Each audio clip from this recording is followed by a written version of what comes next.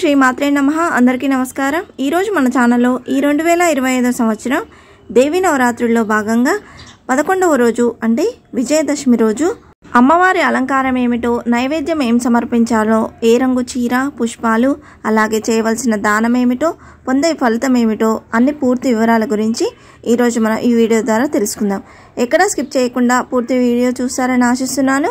అంతకంటే ముందుగా ఇంతవరకు నా ఛానల్ని సబ్స్క్రైబ్ చేసుకుని వాళ్ళు ఉంటే సబ్స్క్రైబ్ బటన్ని ప్రెస్ చేసి పక్కనే ఉన్న బెల్ ఐకాన్ని ప్రెస్ చేసి ఆల్ అనే ఆప్షన్ ప్రెస్ చేశారంటే నేను పెట్టే ప్రతి వీడియో మీరు నోటిఫికేషన్ ద్వారా మొదటగా చూసేయవచ్చు. ముందుగా వీడియోలోకి వెళ్ళిపోదాం. 2025 సంవత్సరం దేవి నవరాత్రుల్లో భాగంగా 11వ రోజు దసరా పండుగను జరుపుకున్నాం. 11వ రోజు పూజా తేదీ అనేది అక్టోబర్ 2 గురువారం రోజు వచ్చిందండి. ఈ రోజు తిథి ఆశ్వయుజ శుద్ధ దశమి తిథి. ఈ దశమి తిథి అనేది అక్టోబర్ 1 బుధవారం పగలు 2:20 నుండి అక్టోబర్ 2 గురువారం పగలు 2:43 వరకు ఉందండి. ఈరోజు నక్షత్రం ఉత్తరాషాఢ నక్షత్రం. ఈరోజు అమ్మవారు శ్రీ రాజరాజేశ్వరి దేవి అలంకారంలో భక్తులకు దర్శనమివ్వనున్నారు. ఈరోజు అమ్మవారికి సమర్పించాల్సిన నైవేద్యాలు శాఖాన్నం, దద్దోజనం, మహానివేదన చేయాలి. ఈరోజు అమ్మవారికి ఆకుపచ్చ రంగు చీరను ధరింపచేస్తారు. అలాగే ఎర్రని పుష్పాలు, తెల్ల కలువలు, కుంకుమతో అమ్మవారిని పూజిస్తారు. ఈరోజు తప్పక పఠించవలసిన స్తోత్రములు నవదుర్గా స్తోత్రం, సప్తశతి స్తోత్రం, లలితా సహస్రనామాలను తప్పక చదువుకోవాలి. ఈరోజు వీడియో డిస్ప్లేలో చూపిస్తున్న అమ్మవారి మూలమంత్రాన్ని వీలైనన్ని ఎక్కువసార్లు చదువుకుంటే మంచిదండి. ఈరోజు నిషిద్ధ ఆహారం గుమ్మడికాయ. ఈరోజు చేయవలసిన దానం ముత్తైదువులకు పూలమాలను ఇస్తే మంచిదండి. ఈరోజు అమ్మవారిని పూజించడం వల్ల భవబంధాలు తొలగుతాయి, ఇహపర ముక్తి, ఉన్నత పదవి కలుగుతుంది, అలాగే భోగాలు లభిస్తాయి. సకల భువన బ్రహ్మాండాలకు రాజరాజేశ్వరి దేవి ఆరాధ్య దేవత. మహాత్రిపుర సుందరిగా ఈ దేవత త్రిపురాత్రయంలో పూజలు అందుకుంటుంది.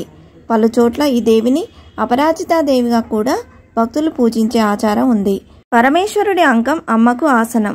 ఇచ్ఛ, జ్ఞాన, క్రియాశక్తులను ఈ మూర్తి తన భక్తులకు వరాలుగా అనుగ్రహిస్తుంది. ఈమె యోగమూర్తి.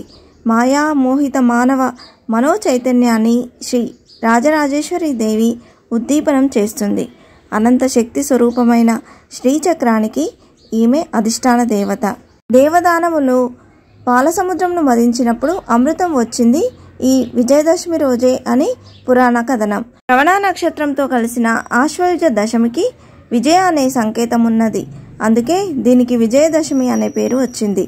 ఈ విజయదశమి నాడు తిథి, వారం, తారాబలం, గ్రహబలం, ముహూర్తం మొదలైన వాటితో నిమిత్తం లేకుండా ఏ కార్యమైనా చేపట్టవచ్చు. ఏ కార్యం చేపట్టినా అందులో తప్పక విజయం వరిస్తుందని నమ్మకం. ఈ పర్వదినాన చేసే శమీ పూజ చాలా విశేషమైంది. శమీ వృక్షం అంటే జమ్మి చెట్టు. ఈ విజయదశమి రోజునే శమీ వృక్ష రూపంలో ఉన్న అపరాజితాదేవి ఆశీస్సులు పొంది కురుక్షేత్రంలో కౌరవులపై విజయం సాధించారని, శ్రీరాముడు కూడా ఈ విజయదశమి రోజునే ఈ అపరాజితాదేవిని పూజించి రావణుని సంహరించి విజయాన్ని పొందాడని పురాణాలు చెప్తున్నాయి. ఇంతే ఫ్రెండ్స్, ఈ వీడియో మీకు నచ్చిందని ఆశిస్తున్నాను. ఇలాంటి ఇంట్రెస్టింగ్ వీడియోస్ కోసం please subscribe my channel and press the bell icon. అలాగే లైక్ చేయండి, షేర్ చేయండి. మీకు ఏమైనా సందేహం ఉంటే నా కమెంట్ బాక్స్లో పోస్ట్ చేయండి. మరొక మంచి వీడియోతో మేము ముందుకు వస్తాను. అంతవరకు సెలవు. సర్వే జన సుఖినో భవంతు. స్వస్తి.